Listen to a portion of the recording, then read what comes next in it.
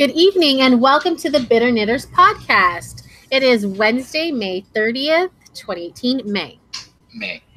That means technically we're 1 month away from legalized marijuana in Ontario and Canada.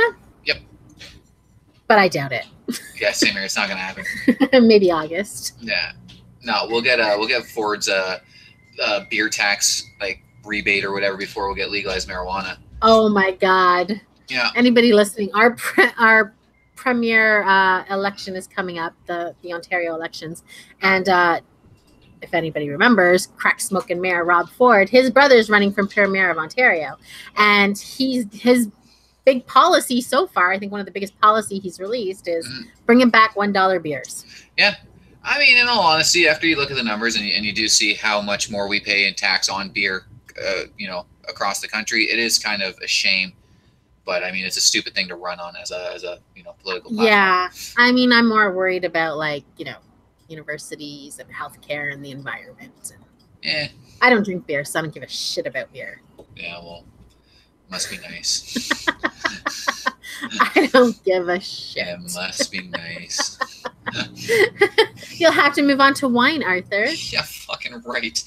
Be like a wine man, like sniff the glass and swirl it. No, that's definitely not me. That's definitely not me. You're not that bougie? Oh, fuck no. I mean, I was even drinking boxed wine over the weekend, and I was like, this isn't me. What the fuck's, what am I doing with my life where I'm drinking boxed wine? But even bust out champagne for dinner, and I'm drinking, and I'm like, the fuck is this? Champagne with dinner? Jeez Louise, yeah, where were ya? Yeah, we were up at Liz's buddy's cottage, and he went all out, apparently, with his $12 bottle of Prosecco. Jeez Louise. Yeah. Whoa, Liz's buddy's like some rich man. Yeah, he made me feel like a real princess. Oh, I guess he did. Wow. Was there a ring in the dessert is what I need to know. We didn't have dessert. Beer was the dessert. Oh. Yeah. So he didn't go really all out. No, okay. Fuck no. No, he was bragging about it costing $12 and shit like that, which I personally thought was hilarious.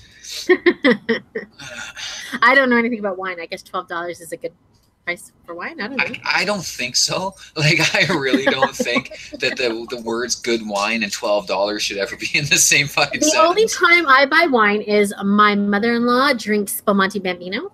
No idea. The good shit, Oh, okay. It's basically champagne, but because you can't call it champagne unless it's from the region of France. Champagne region, yeah. Yeah, and so it's sparkling wine, and that's what she drinks. So we buy her some bottles for the high holidays. Fuck that! If it don't come in a box, you ain't getting shit. Okay, so I wanted to give a little update on a story that we talked about last week that Arthur and I had very different opinions on. Mike Rotondo, the 30-year-old man who was evicted from his family home. Yeah. His good friend, his new buddy, his mentor in life, Alex Jones, gave him $3,000 to get on with his life. He appeared on Alex Jones's show, and I guess Alex Jones took a break from, gay frogs, chemtrails, and Sandy Hook, and gave this kid the $3,000. This man, $3,000. Yeah. I mean, good. Interesting he took it because he wouldn't take the money from his parents to move out, though. Yeah, that's weird. I don't know. I mean, again, I still kind of understand what that kid's saying. I do. He didn't ask for this shit. He didn't ask for it. They decided they wanted a kid. Well, sorry about your luck. I'll leave when I'm 60. Leave when you die, Mom and Dad. Yes. Sorry about your luck. Okay. I guess we should talk about the most important story. I don't know if it's the most important story, but it's definitely the biggest story of the week. I saw you shared a meme about it, and the whole world's talking about Roseanne and her racist tweet. Yeah. Everybody knows. So she tweeted out the exact tweet that she tweeted out in the middle of the night. Muslim Brotherhood and Planet of the Apes had a baby, and it equals VJ, which is a lady that used to work on an advisor for Obama. Her name is Valerie Jarrett. Mm-hmm. Yeah, it's completely. She is a person of color. Mm-hmm. And within hours, Roseanne's show was canceled. Yeah, rightfully so. Yeah. Like I always say, you know what I mean? Like people have the right to say whatever they want. I don't give a fuck if it's hate speech. I don't That's why she wasn't arrested. Right? I believe that you have the right to say whatever you want. But this is the perfect example of the consequences that I'm talking about. You know, your speech, your ideas aren't infallible. You know what I mean? None of us get to go unchecked. So you want to spew some hate, you know what I mean? This is what happens. What I love too is that we're seeing that just because you are a cash cow for a company doesn't mean you're untouchable. Nope. You know, and she got her comeuppance, rightfully so. And then today she came out saying, even though she said she was quitting Twitter yesterday, she's still tweeting. She said that she blamed it on the Ambien. Ambien makers, whatever the company is, I don't know. They came out and said Ambien doesn't cause racism. It's not one of their side effects. No, that's just suicide. Yeah. Well, and that's it. Somebody else came out and said, how dare you talk about side effects when you're drugging the nation. Yeah, really though. I mean, everybody's getting in on this pile. No, I enjoyed the tweet from whatever pharmaceutical company made. Like I thought that was pretty funny. But I just don't understand how anybody's fucking shocked by this. There's a lot of people saying like, oh my God, I can't believe she'd do this. This bitch dressed up like Hitler and made little Jewish cookies and fucking, you know what I mean? Like did a whole photo shoot of it. Like we've always known that she's off the fucking rocker. You know what I mean? Like she's fucking messed in her head. Did her picture last summer or last spring around this time with ketchup on a mask and was blacklisted and is only just coming back. If she's lucky, she's probably not going to get any shows for a long time, but she's getting some stand up and some, some gigs. And what she did, I mean, to me, was in the name of a comedy joke. What I think Roseanne did, even though she says it's a joke, that to me is not a joke. That was not comedy. That's her opinion. Well, it was definitely a joke. And I mean, all jokes are fucking, in people's opinions. You do have to think of it in the sense of, let's say it was somebody else who made it. Let's say it was Tiffany Haddish that made that exact same joke. Would she be barred from hosting the MTV Movie Awards? Of course not. Right. So there is a little bit of nuance there that, we can't. We do have to pay attention to, especially when we're giving our backlash. You know I can't write a rap song with 35 N-words in it. I'm a white person. Right? You know what I mean? Like, so there is a little bit of nuance to it. Like, should she have said it? No. But, I mean, after seeing photos of a few of the Muslim Brotherhoods and the Planet of the Apes character she was referencing, I mean, I kind of see the resemblance. Call me a racist if you want. I mean, people were probably cherry-picking these pictures to prove their point. But, I mean, like, there was a bit of a resemblance there. If that makes me a racist, then I guess, like, whatever. But, I don't know. The whole thing to me is kind of, it's funny that she, you know what I mean, she's getting reprimanded and what have you. But it sucks that, essentially everyone else on that show except for John Goodman doesn't work. Laurie Metcalf will be okay. Who's that one? Aunt Jackie. She does a lot. She was just in an Oscar-nominated movie, so she'll be okay. Okay. She'll be okay. I mean, though, like most of them, they're not getting work. You know what I mean? That's what I was saying. Like, what about DJ? Yeah. Nobody cares about DJ. He hasn't been on a show since Roseanne, and I mean, I know most of the crew behind the scenes are going to get jobs on other shows, right? They're not going to be too hurting. But you got people like DJ, or even the girl that plays Becky. She hasn't really done anything. Yeah. Like this was a chance for them to get good paycheck. Yeah. And not just that, she's also all their past shows are being pulled off like shows where they would get residuals for reruns. So these people aren't even going to get their residual checks that they probably live on. Really? Yeah, see, that's taking it too far. That's taking it way too far. Yeah, I agree. I don't think they should pull the old episodes. Let them stand as they are. This is one of the things that I hate about this new era of comeuppance. It's because we do it's the one time where like blanket statements and blanket punishments seem to be like socially acceptable when we all know that's immoral as fuck. You know what I mean? And it just doesn't work. We should not be dealing in that sense. Does Roseanne Barr deserve to be punished? Absolutely. And I agree with how people are going about it, but to fucking hurt other people's wallets, other people's livelihoods because she said something stupid? No, I don't agree with that. I don't know what the legalities are to this, but I don't know why they didn't just, I mean, I know she's the creator and she's one of the producers, so they would have had to either continually pay her a small fee or pay her off, but fire her from the show and turn it into the Connors. Like, I remember in the 80s, there was a show called Valerie's Family, and the actress was difficult, and they fired her, and they turned it into the Harpers.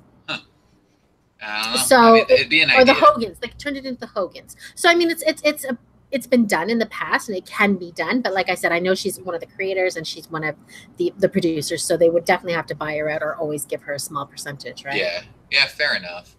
I don't know. I mean, put some fucking thing in a contract, make her sign a contract that any residual she gets has to be donated to like the NAACP or some bullshit. Yeah, that'd You know be a big what I mean? lawsuit too to try to get that. Yeah. Well, and that's the only other cause of recourse, right? Is that Yeah. the fucking cast sues her ass, sues her for Yeah. fucking damages, right? Yeah. Which I think they're within Because their they right. had a second season guaranteed. They already exactly. had a second season in the contract. Yeah. So I mean, something's got to be done. Like they can't go without because of her piss poor fucking decision. Yeah, it's not fair.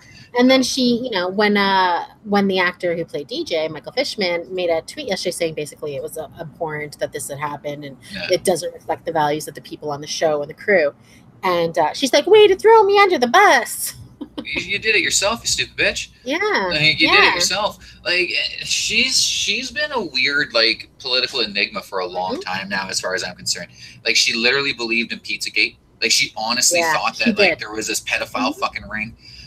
She's a self-proclaimed fucking socialist. Like she believes full on in communism, but yet she identifies with the right wing, which I mean again is kind of more true to form than you know what it's supposed to be. Whatever.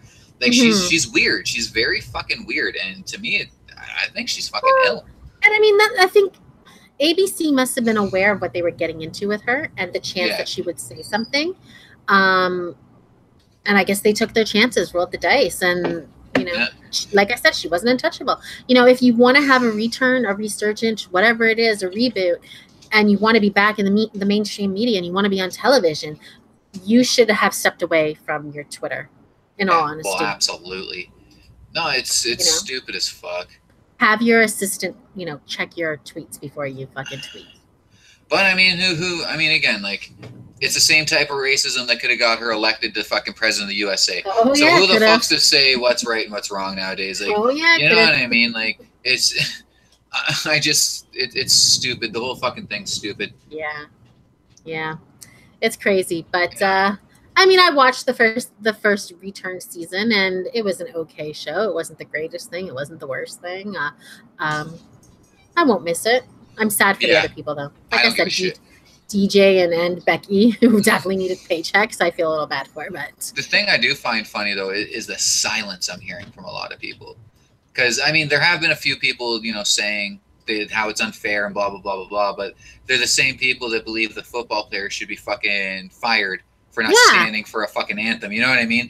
So, like, the whole thing to me is kind of comical in that sense because it's showing a lot of fucking, you know, a lot of the idiocy that we obviously know is out there. But well, and that's what everybody's saying. Oh, they're taking away her freedom of speech. No, she's not in jail. Yeah, exactly.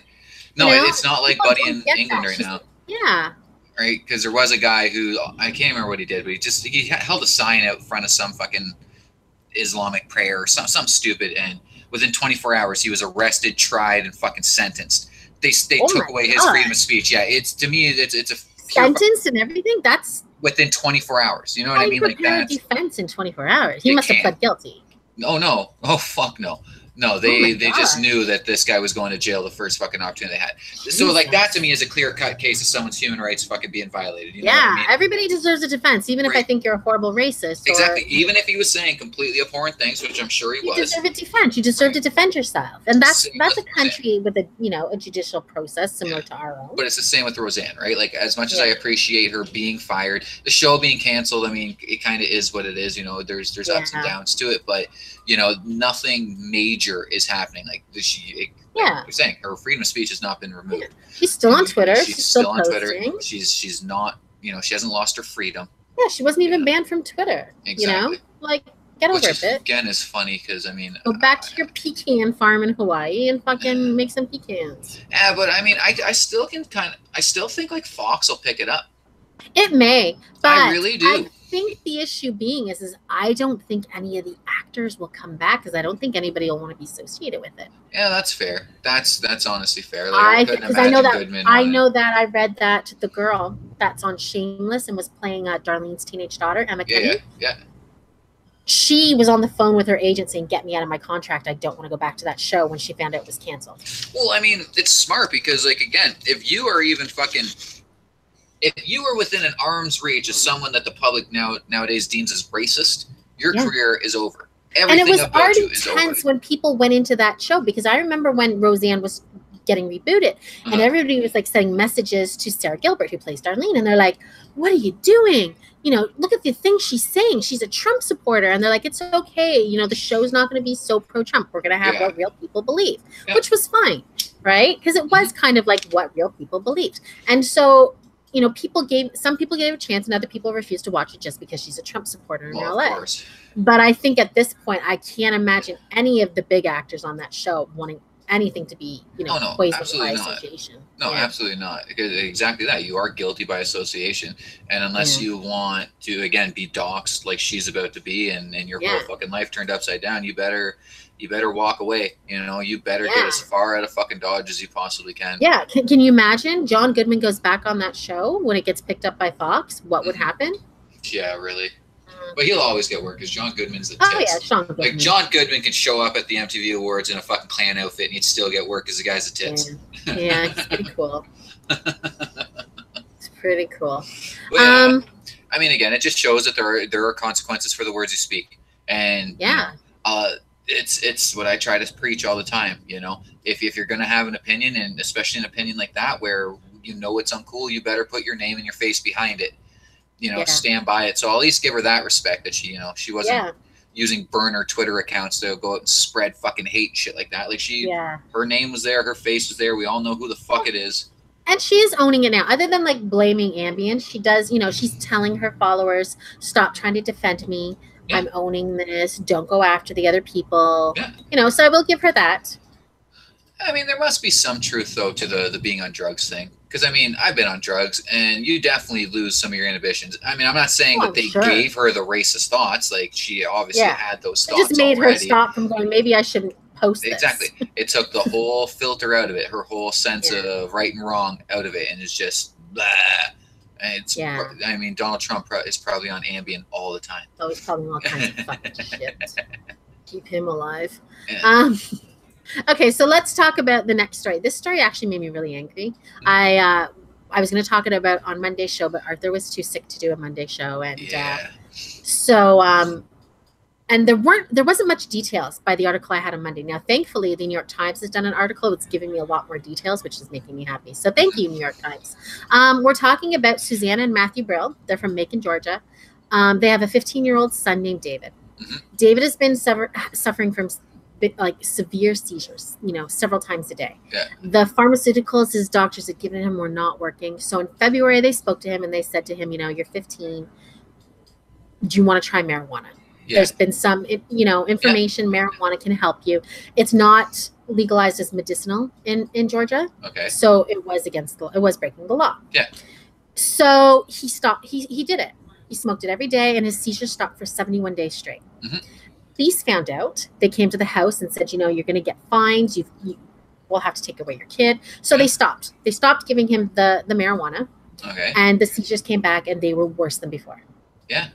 So that he went back on the marijuana. Now they've seized David and put him in a group home. He's been in a group home for 30 days, and his seizures have returned. They've taken away his service dog that would warn them of seizures, and he's back on the old pharmaceuticals that don't help him.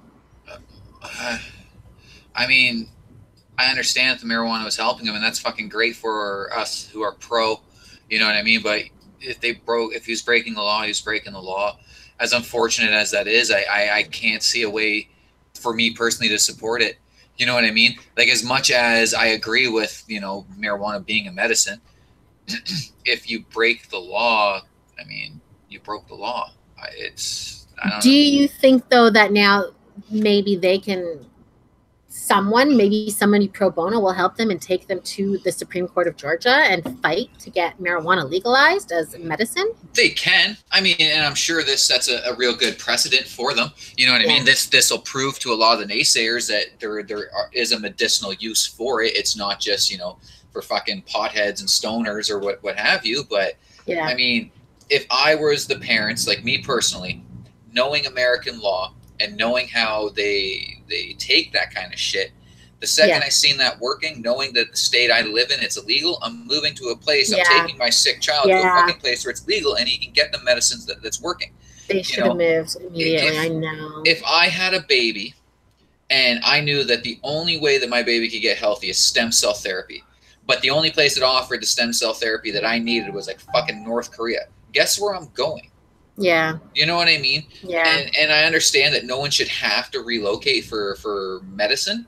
You know what I mean? Like that's fucking completely wrong. Like I don't think anyone should have to go through that.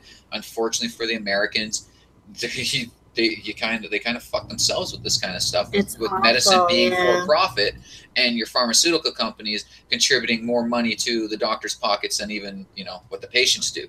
So you're going to have a lot of backlash with this kind of stuff. I mean, it's not going to be smooth. It sucks though. It really does. I wonder though, because in the article it states that in April, the FDA, an advisory panel recommended approval of how do you say it? Cannabidiol? Yeah, cannabidiol. Yeah. Cannabidiol, whatever. Yeah. As an epilepsy medicine, because it's actually been found to help a lot of people. Yeah. It's a sad world though. You know, like I made a comment on this article on Facebook that you know, people can deny their kids cancer treatments and give them lemon juice and garlic. They can deny vaccines. Yeah. But a 15-year-old who probably could just buy fucking weed anywhere in his neighborhood and smoke it on his own can't get his medicine, and his parents can be charged, and he's in a group home. Yeah, where he's probably exposed to worse shit than marijuana now. It's a sad state of affairs, like it really is. And like you know, I'm trying to be devil's advocate here a bit. No, I know. And you're right. The law is the law, right? Like, and I do sympathize the law for this needs kid. To change. Yeah, it does. Like, and that's kind of it, right? Like, this just shows that again, this anti-marijuana sentiment where people believe that there's no medicinal uses. Well, here you go. This is fucking proof positive that you cannot refute. Right? Oh, you know what? Sorry, there is a correction. I just want to say, because I just saw it here too. The state has allowed the use of cannabis oil for treatment of some specific illnesses, but not in this case. Yeah.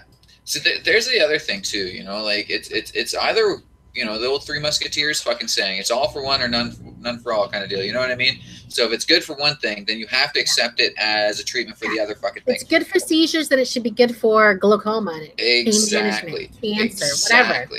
But I mean, the issue is that you have most of our lawmakers are old. And they come from that period where fucking marijuana was just... They all saw that movie, right? Right, exactly. Where you're going to smoke a joint and then go have gay sex with your friend out in the fucking hayfield. It doesn't work that way. Like, and besides, if that's what they want to do, if they want to get high and go have gay sex, then fuck you. They're allowed to. Yeah. you know? But they still live in that world of like where that's wrong. It's taboo. It's fucking this. It's that. I don't know. It's... Well, I hope they make a GoFundMe. They do have a GoFundMe. They've only raised $1,000 to date. Hopefully this New York Times article will help them. I'm sure this is about to go international. Yeah. This is definitely a story that, you know, the pro-medicine people will be sharing. I'm sure this is all the buzz in a place like Colorado, where that state and its population has been fighting this cause. Well, I remember clearly when Deepak, what's his name? Not Deepak. The guy on CNN, the doctor. I don't know. The brown guy, I can't remember his name. He's like their medical specialist. And I remember he was so anti-marijuana, but he did like a whole like series on medical use marijuana. And they took a little girl that couldn't talk, couldn't walk, couldn't do anything. And they gave her the cannabis oil. And within a couple months, she was dancing and singing and talking and acting like a normal child. And he was like, his mind was blown. He saw it. He's come right around to medicinal marijuana. Well, and that's it, right? Because at that point in time, you are forced to reevaluate your thought on it. At least, as long as you are, you know, what you pretend to be, and you know, an intellectual. Yeah. I mean, any intellectual would tell you that there's no such thing as black and white. You know what I mean? Like, there's what we know, and then there's what we're about to fucking know. And what you're about to know should always change your opinion. So it's good to know that this guy, you know, had his fucking ways, seen it one way, and then his mind was changed. You know, that's fucking beautiful. Yeah. But I mean, it's just, again, this one's a hard one for me because you know me and my stance on law. And if you break the law, there's fucking consequences to pay. I don't care if it's an unjust law or not. I truly don't. The second we start disobeying laws because we deem them as unjust or we deem them as stupid, then the whole realm of law and order goes out the fucking window. Well, and now they what won't be able to get their kid back until he's 18. Yeah, right? It's a shame. And he's gonna, who knows what kind of, brain trauma he's gonna suffer from all these seizures. And it's like, I can't blame his parents. I can't. Not at all. Like, as much as what I just said, like, you broke the law, this is your comeuppance. I don't blame them. I would have done the same thing. But at some point, again, being in the States and knowing how their legal system operates, and especially with this whole zero tolerance marijuana thing that's been going on, essentially, with Willie Clinton's especially in like a southern state, a southern fucking state, where they do still kind of look at marijuana as a black thing, and there's always going to be that undertone of fucking racism with it. It's a shame, it's disgusting, but that is the world we live in. Yeah, I guess they figured they would take their chances and hope they'd get away with it. Oh, of course. And again, I don't blame them. I don't. I would probably do the same thing. Yeah, me too. There's a time and a place, I guess, where you do have to really think about, like, what are the consequences to these actions. And I understand that, like, even in that scenario, you're not thinking about your consequences. You're just thinking about, what can I do to make my kid better? I couldn't imagine any parent putting the thought of consequences over the health and well-being of a child. Yeah. I really couldn't. And there's no scenario where I could. No, me either. Yeah. It sucks. That really sucks. It's awful because to be forced to be in that position in the first place, like, come on, it's 2018. All these, all these states, all these countries of the world should be just, legalized at the very least for medicinal use. I get it. You don't want to do a full recreation. It's not for every country, or everybody's not ready for that. That's fine. Yeah. But, there's merits in medicine in this, and, like, at least make it open for medicinal use. Absolutely. There's a parents story. Shouldn't have to go to jail for trying to help their kid. Well, no. But there's a story I seen some years back of a guy who had, like, debilitating migraines, like, to the point where, like, he couldn't move, like, he was physically unable to move. The pain was that bad. And I want to say a witch doctor, but I mean that's inappropriate. A Mexican doctor told him to eat magic mushrooms. Anytime he felt a migraine, just eat a magic mushroom. The guy was cured of his migraines. Cured of his fucking migraines. And, like, again, I'm talking, like, he was on government assistance, like the highest level of assistance he could be on, because these were debilitating. And they arrested him and put him in jail for 20 fucking years because they're magic mushrooms, and they that's not, like, magic mushrooms. Like, how many people are out there dealing magic mushrooms? You know what I mean? Like nobody. You know how hard those are to find?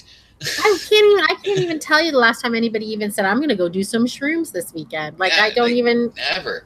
But yeah, no, because when I seen that, and I was like, wow, that's really interesting, because that's not one of the drugs I ever would have thought would have had any real kind of medicinal value. But I watched it. I watched the guy fucking, like, take one and instantly be able to fucking move around and talk, and he wasn't in tears anymore. And I know a few people that have debilitating migraines. I'll tell them that. Well, and there's they keep talking about, and I'm not sure how I feel about this, because I'm really one of those people that's anti-ecstasy, because I think it's chemical, and I know that it can eat holes in your brains from the what does it eat? It eats the happy thing. But no, what's the happy hormone in your brain? Not dopamine, but the other one. Anyway, it'll literally eat whatever that chemical it is that your brain eats. Right. So then you have a hard time being happy afterwards. That's why, like, heavy ecstasy users sometimes have a hard time being happy for months and months and months after they stop taking it. Yeah. But they've been proven that, how do I want to say it? Occasional use for PTSD soldiers is helping them. Yeah, that's actually not a surprise.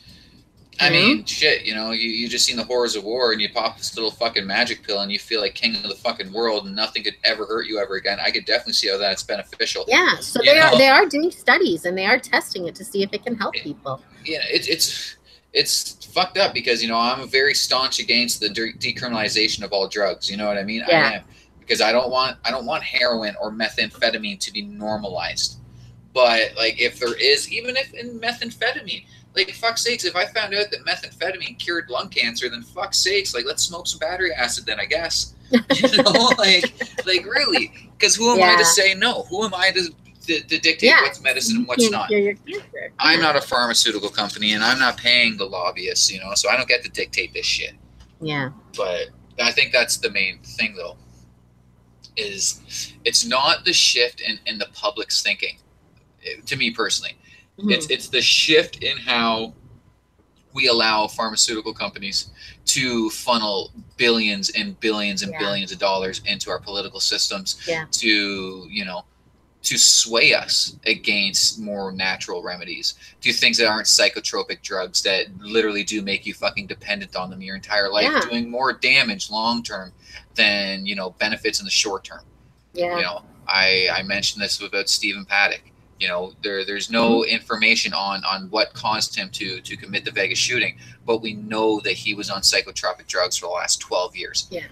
He wasn't on magic mushrooms. Right? There's been a few of these mass shooters, school shooters, the Paul shooter, you know what I mean? Where after the autopsies or what have you are done, or the physical testing's done, we find out that they are on some kind of psychotropic antidepressant.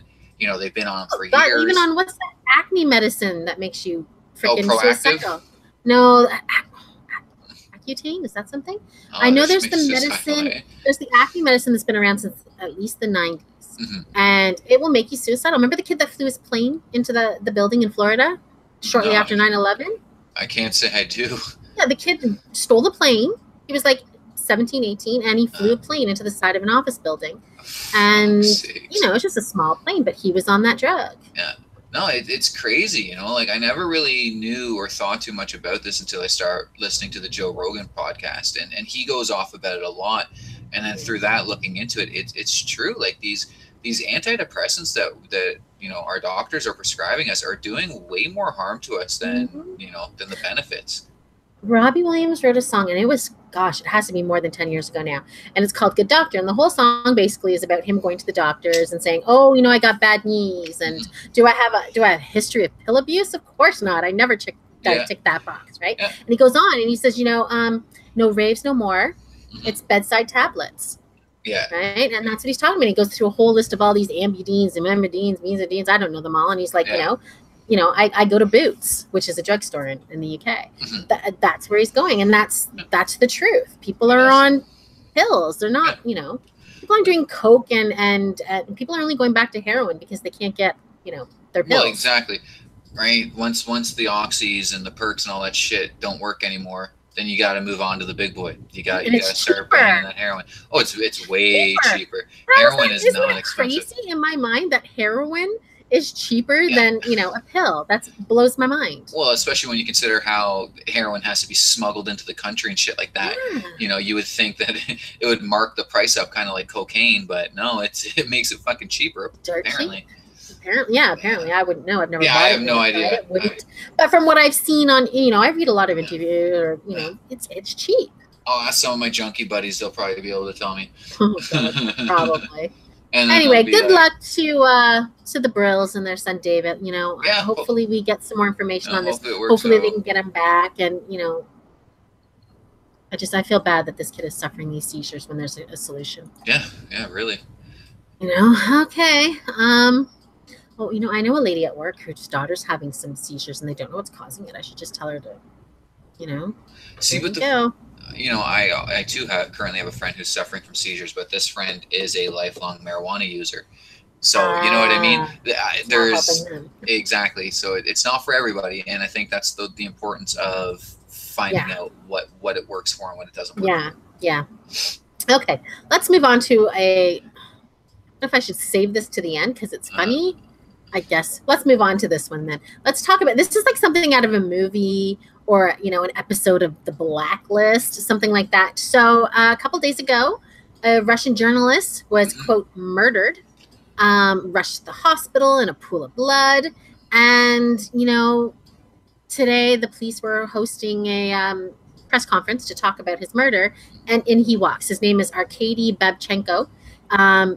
They faked his death so that they could capture whatever the bad guys were that put the hit out on him. Literally faked his death. This is like something you really see in a movie. Yeah. His wife didn't even know. But he had to apologize to his wife and say, you know, sorry for the past couple days. See, but it doesn't feel like it falls out of the realm of possibility with Russia, though. No, do you know nothing what I mean? is out of the realm of possibility. Yeah, when I heard that, I was like, that sounds about Russia. Like that literally sounds about Russia. Yeah. Well, it wasn't Kiev, so it was in Ukraine, but he was a Russian journalist. I'm sure he's being, sought after by some Russian oligarch or somebody. Oh yeah. Crime lord, I don't know. But yeah, yeah, Putin. But yeah, that's just like, and now it makes you wonder, because there's been a lot of killings in journalists around the world, but of course in Russia and Ukraine lately. And I mean, that the police went in on this and said this is the best way to help you. That's just crazy to me. Yeah, I've heard that before. I've heard the same kind of thing where like the lady wants to fucking hire a hitman to kill the husband, so the cops fake the husband's death. Really? Yeah, I've seen that kind of shit before, but I mean, never in that kind of, you know what I mean, like where they hide the fucking body for a few days, like essentially, you know what I mean? Like that's a step up. Yeah, apparently, according to this article, they're saying that law enforcement had been aware of the contract on Babchenko's head for 2 months. 2 months. Oh my gosh! At least the killer didn't move too soon. It was only $40,000. So. $40,000 to murder someone in Russia? Yeah. Fuck's sakes, man, that's nothing. Actually, probably a lot of money for there. You probably, somebody will do it for fucking $5,000. Yeah, maybe. I don't know. Like, I don't know what a fucking, a hitman costs. I mean, I always assume a hit is like $100,000 to my private bank account, and Well, yeah, that's my thing, right? Like, I want $500,000 cash up front and then $500,000 fucking later. Like, I guess it depends on who you're killing too. Like, if you're just killing, Joe the mechanic, you're probably not going to get $500,000. Like, fuck, you want me to put my life on the line, motherfucker? You better make it worth my while. People will kill you for like $10, though. Yeah, but that's different. Those are drug debts, and I made him look like a fool. So, I mean, like, it's a little bit different. Yeah. Ah, fuck.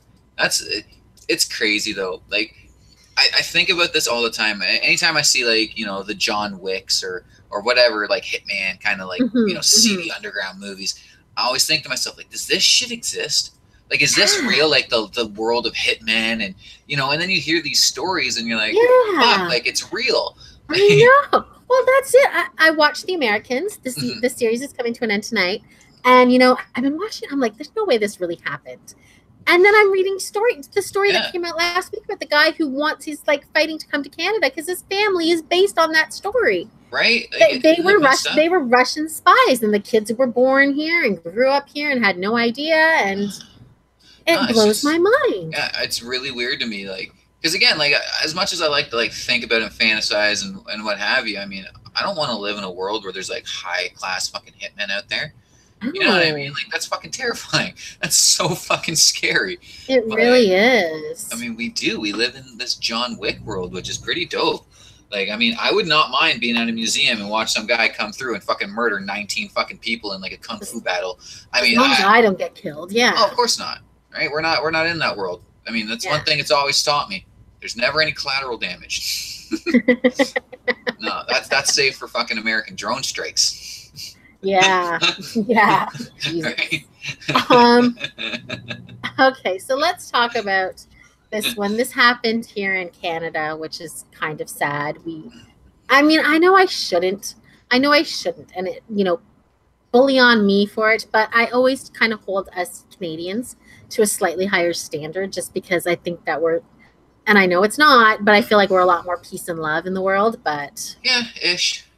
Yeah, so 4 military college students have been accused of desecrating the Quran with bacon and their semen. Yeah, I seen that.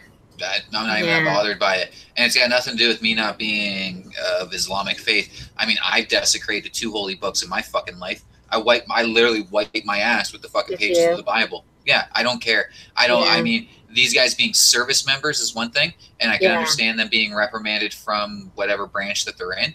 Yeah. But as far as this being an overbearing tone of racism or Islamophobia or some shit like that, I don't agree with it. Because I have desecrated holy books. Yeah. If I had my hands on a Quran, I would probably do the same thing. Well, like, it's like I've always said, just because something is special to you doesn't mean it's special to somebody else. There it is. Right?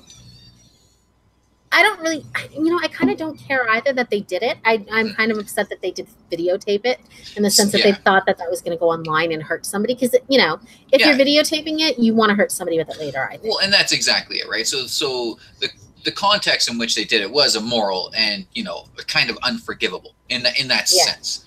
Yeah. But the act in and of itself, like, to me, is not that deplorable. Because as I said, I've done it. I've desecrated holy books. I don't feel fucking bad about it. I'll do it again. Yeah. Well, I mean, it holds nothing special or sacred to you, so why should it matter? Exactly. I personally don't do things like that because, I don't give a shit enough to do something like that, I guess is the word. Yeah. And I wouldn't want to, I mean, I know people that are religious and the Bible means a lot to them. I wouldn't want to hurt their feelings. The same with the Quran. I know Muslims, I wouldn't want to hurt their feelings. I don't care about strangers I don't know. Fuck them. My thing is if people can burn, like, the flag of my country, the country that I fucking love, in order to elicit a response from me, then don't get mad when I burn something fucking special to you to elicit a response from you. True. Right? That's true. I'm definitely an eye for an eye kind of person. Yeah. And I understand, the old adage, an eye for eye leaves the whole world blind, except for the one dude at the end who still got full vision because, no one got to stab him. That's going to be me. First. Yeah, that's going to be me. Strike first. Yeah, my issue with this is the fact that, they filmed it and, then, you guys do deserve to be reprimanded by your branch of military. Was it necessary to have a circle jerk, guys? Was this just your excuse to have a circle jerk? Probably.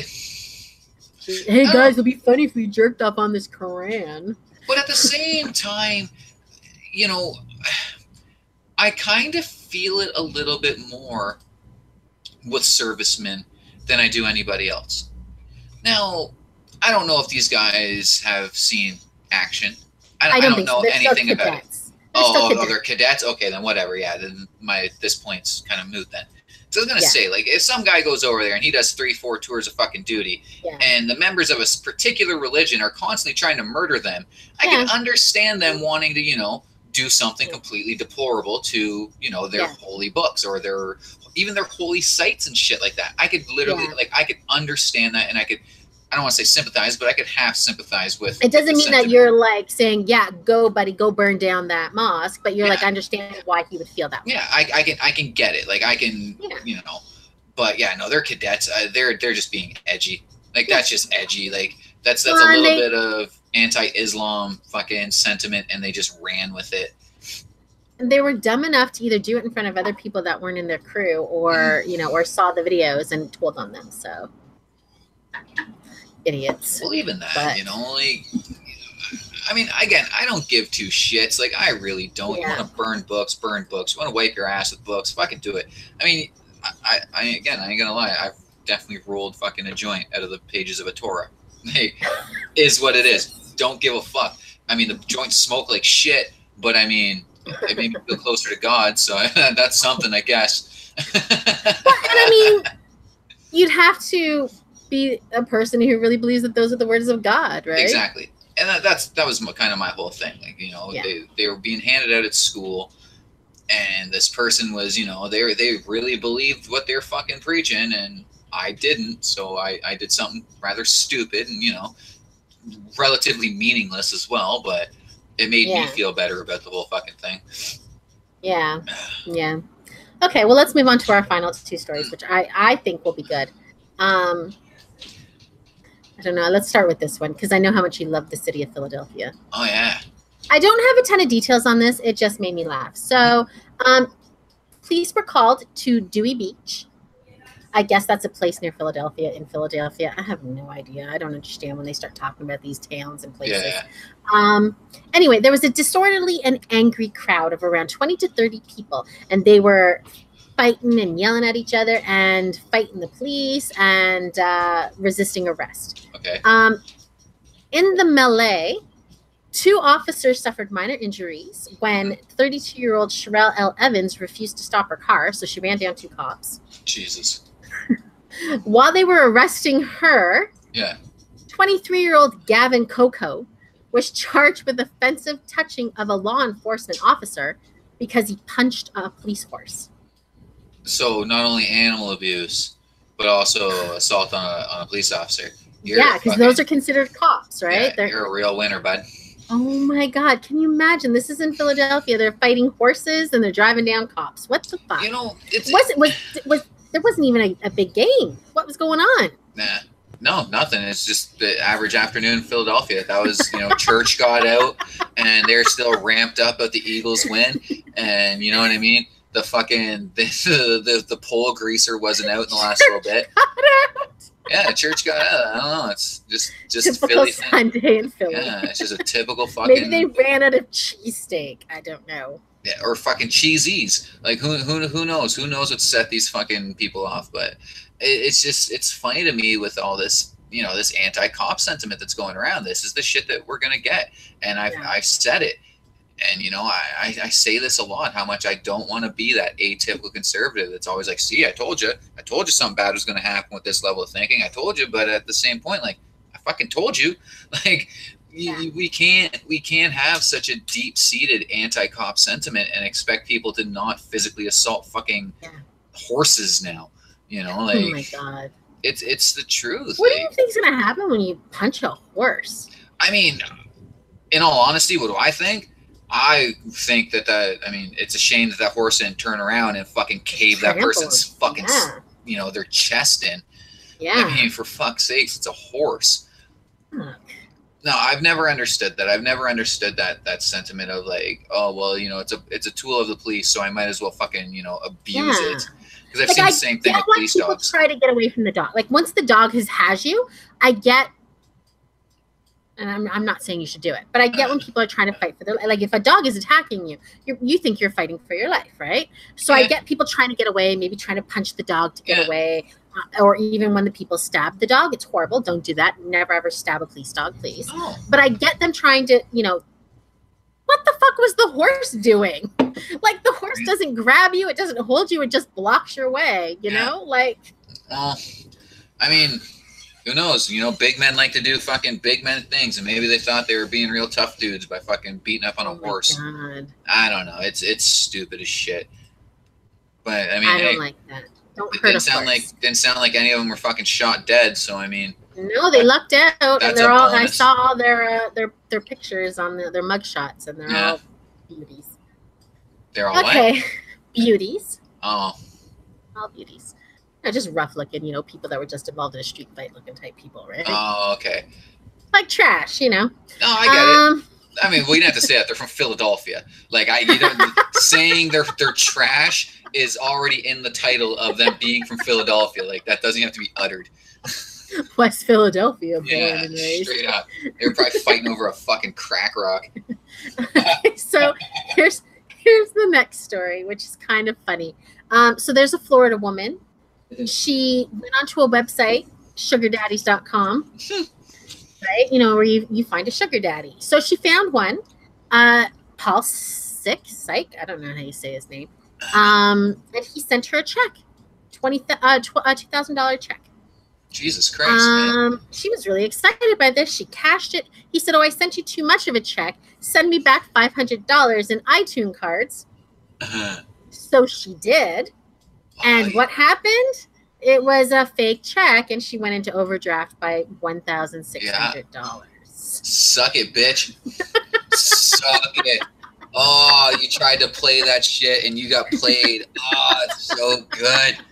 Oh, I want to taste your tears. I bet you they're so delicious. Super salty. Oh, that's fucking beautiful. Oh, that's what you get. That's funny. What you get for trying to whore yourself look at out. The check. The check. The name on the check is Robert S. Smith, M.D., and it was signed by someone named Chris Starr. So it's not even the name of the guy she supposedly is sugar daddying with. Oh, that's beautiful.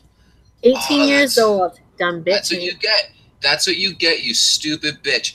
Like, no offense, go whore on the streets. Like, what are you doing? Get the money first.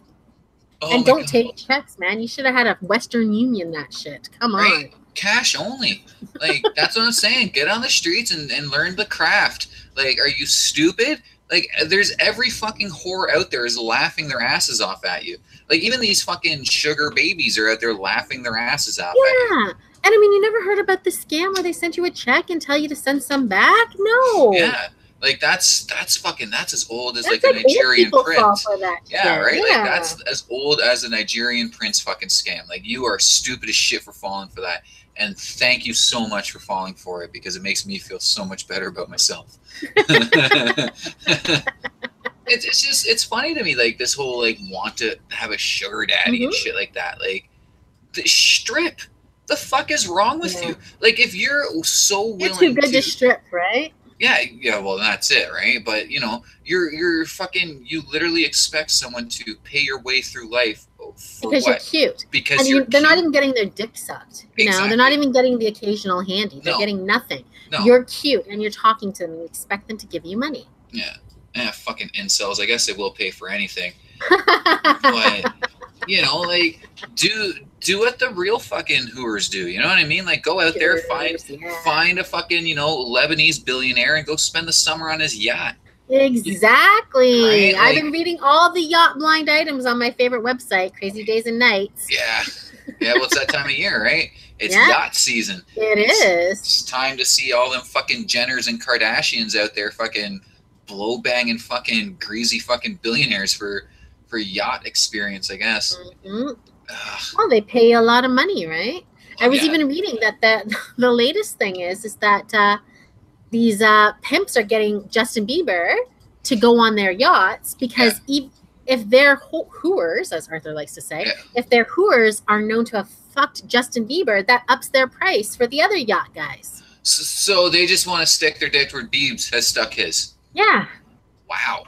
Because I guess it's considered and Leo too is the other person they like to try to get his left. So why aren't they trying to get with their mothers? You know, they spend a good 9 months up inside there, right? Like you want to talk about getting close to it. Like let's do this. But yeah, like I don't.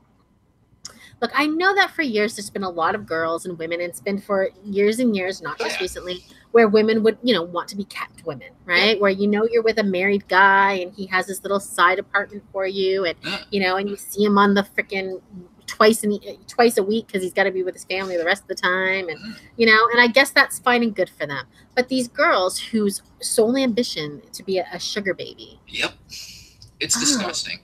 And you know, and I'm not even one of these people that thinks like that selling your body is wrong. Like I think prostitution should be legalized here so people can be safe. Exactly. Like you want to sell your body, by all means, sell your body.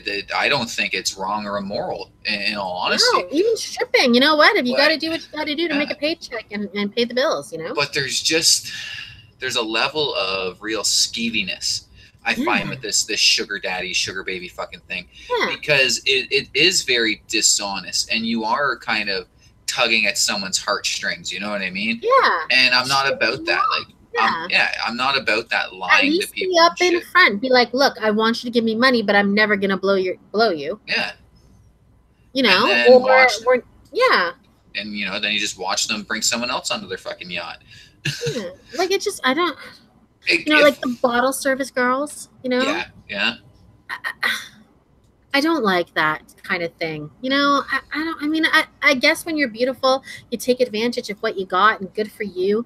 But like, you know, getting someone drunk and making them think they have a chance to bone you to get a higher bottle service tab is skeevy to me too. Oh, it absolutely is. But there's we've awarded women that power over us. I know. And it's not a power that even I would be willing to fucking take back. In all honesty, I wouldn't.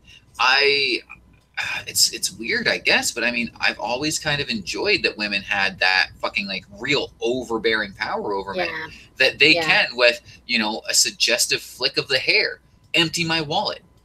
Yeah. You know what I mean? Like, it's odd, I guess, but I mean, I like it. This whole sugar daddy thing to me though is a little more dishonest though. Yeah, if you're gonna have a deal and he's gonna pay your rent and your car bills, you better at least be servicing. Right, exactly. Like it can't just be like, oh, I don't know. It can't be just from a conversation. It can't be like you fucking talk to me for an hour once a week and expect fucking $6,000 a month from me. Like, I'm sorry, that's not no. You know, nobody's that hot to look at. You're at least gonna have to put a well-placed thumb somewhere. Yeah. You know what I mean? Like somewhere.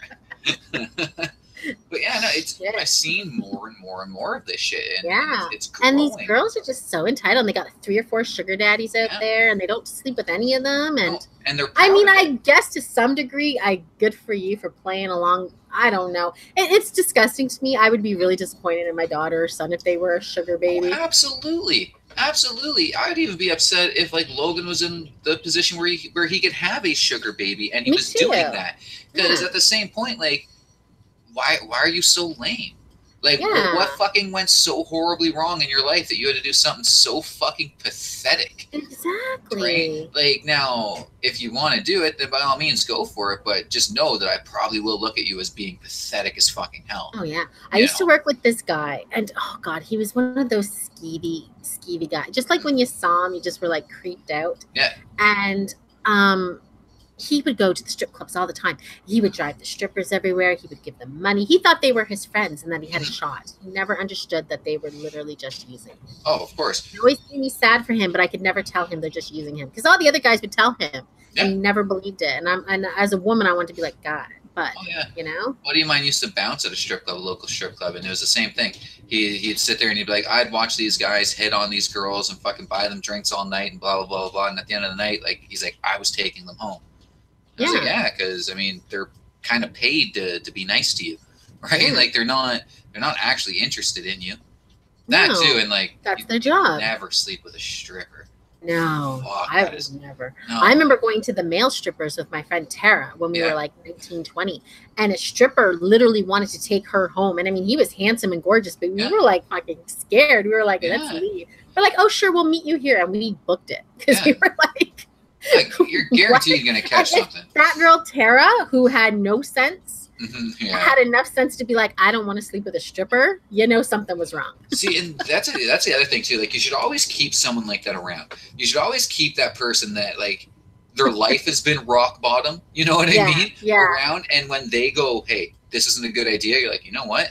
I'm gonna take your fucking advice. Yeah. Like seriously, it'd be beneficial if we all had that person. That, you know, that glue addict that we can base our fucking judgments off of. Yeah. Yeah. Unfortunately, you can't always keep those people in your lives. No, of course not. Not if you want to keep your furniture and shit like that. Yeah. Fuck. Oh, goddamn. Yeah.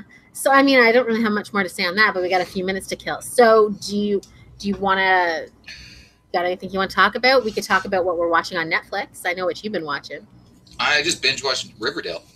Yeah. The show is. And you recommend it? Tell people to watch it, or like if you're like me and you can stomach like the absolute worst fucking television ever made, then yeah, watch it. I mean, it's on the same level as like Gossip Girl or something like that. It was okay. I did just watch this other show, Black Sails. Oh, I watched the first season of Black Sails, and it was great. What an amazing story! Yeah. It's definitely not what I thought it was going to be. I don't want to ruin the plot, but it's actually about it's a gay love story. Which we're watching the same Black Sails? Yes, exactly. I didn't watch the whole series, so I don't know. Okay. I know, but like literally, that's what the show is about. It is actually a gay love story, which made me like the show that much fucking more. Not over the whole gay thing, but at the fact that they took something in a time frame or a time period, where. You know what I mean? Like that shit was like, it was punishable by death, and they made a really beautiful fucking story out of it. It was great. What a phenomenal show. Really well acted. I was really impressed with the level of acting in that. But yeah, no, it was amazing. I watched this week or yesterday. I finished it finally. I'd watched 2 episodes a while ago. Cobra Kai. Oh yeah. So I can't. This is the continuation, the present day of Johnny and Daniel from The Karate Kid, and it's cheesy and it's poor. It's not high quality, but I loved it. Yeah. I absolutely loved it, and I'm going to tell you, I've always been a William Zabka fan since I was a young girl. He was on The Equalizer, and he was so dreamy, and and he was the bad guy in a lot of 80s movies. And just to see this character, and he has so many great one-liners, it just kills me. It was good. I recommend it. It's coming back for a season 2. Just watch it. It's good. It's Maybe good. I'll give it a go. And it's reversed because it's like, remember Daniel was down on his luck as a kid, and Johnny had everything. So now you're in the future, and Johnny is the one down on his luck, and Daniel owns car dealerships and has a perfect family. Well, yeah, because fucking Machio ruined everything for the Karate Kid. I mean, cheated with his illegal kick. Yeah, don't ever think the fucking Machio was the Karate Kid. That's some bullshit. He wasn't the Karate Kid. Like that's a lie that Hollywood tried to peddle to you. His illegal kick. He wasn't even in a dojo. Right? The whole thing was it was rigged from the get-go. Yeah. Must have fucking been on the Clinton Foundation payroll. So definitely check it out. It's, you know what? And there's a lot of really bad 80s music in it, which I love. And it's not even like the music, you know, it's like always like the bad music that would be in a montage. Because, you know, the montage was always like the worst song of the film. I miss that though. I miss that about 1980s and early 90s movies. Montage was the montages. Yeah. Like, oh my God, I gotta fight, you know, fucking Mr. T in 2 weeks. Like, I'm gonna get ripped in fucking this 13-second montage.